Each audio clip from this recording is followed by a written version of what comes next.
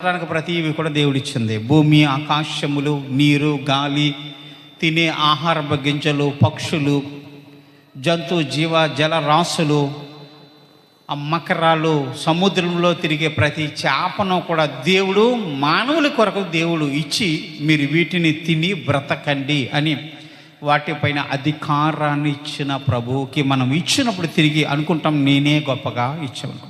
నిజానికి ఎవరు ఇచ్చారు మనకు? అది దేవుడి ద్వారానే మనకు వచ్చింది.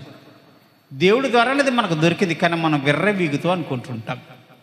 కానీ మన బాధ్యత దేవుడిచ్చింది ఏదైతే ఉందో దాన్ని మనం దేవుడికి తిరిగి ఇవ్వాలి అని మాత్రం అనుకో.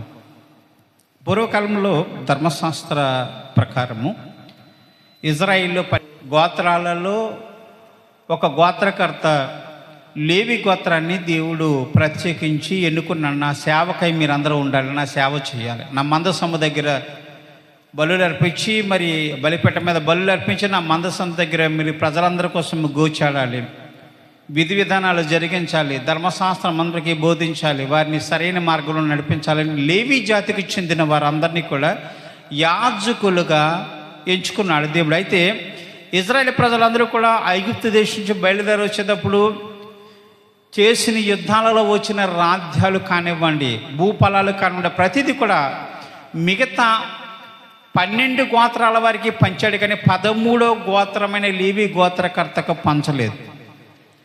వారందరూ బ్రతకడం ఎలా అంటే ఈ 12 గోత్రాల వారు కలిసి దశమ భాగాన్ని తీసుకొచ్చి యాజకులకు ఇవ్వాలి.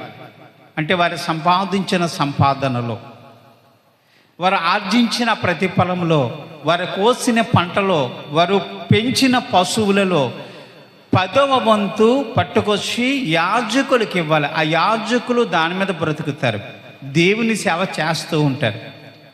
ఆ యాజకులు దేవుని బిడ్డలందరి కోసం, వారి యోగక్షేమాల కోసం ప్రతిరోజు కూడా దేవుని దగ్గర బ్రతిమాలుకుంటూ ఉంటారు. వారి పని అదే.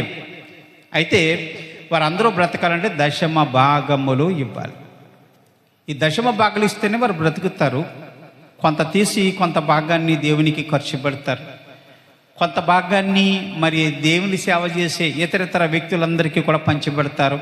మేళతాళాలు వాయించే వారికి, బలిపీఠాల దగ్గర పనిచేసేవారికి, మందసం మోసేవారికి, ఇక దేవుని సేవలో అనేక మంది సేవకులు ఉన్నటువంటి వారందరికీ కూడా వాటిని పంచి చాలామంది బ్రతకడానికి ఆ దశమ భాగం అనేది ఉపయోగపడుతూ ఉంటుంది.